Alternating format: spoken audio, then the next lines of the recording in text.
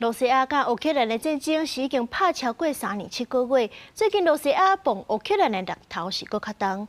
乌克兰为着加强反击的战略，是举办一场无人机的比赛，透过比赛练兵交流对抗罗西亚。乌克兰国宝头前正伫咧进行一场由挥手操作的无人机大赛。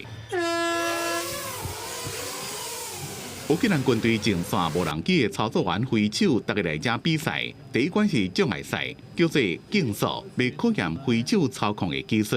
因为无人机速度真紧，还佫要飞入去真远所在，像这个土沟。Ці змагання це є майданчик, де топові пілоти топових бригад можуть обмінятися тим самим досвідом, тому що вони на ділянках стоять кожен на фронті, кожен на своїй ділянці, і не завжди є оця взаємодія. Тут реально пілоти реальних бригад можуть в одному місці, як так би мовити, за одним столом.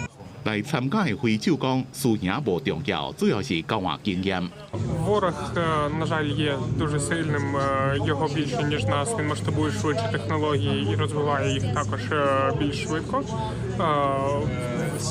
включно з тими, як засобами ураження, так протидія нашим засобам ураження.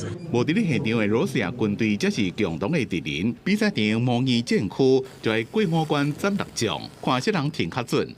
Дуже важливі змагання для хлопців, які відточують свою майстерність, а саме головне отримують більшу взаємодію між бригадами, підрозділами, яка життєво необхідна на лінії фронту.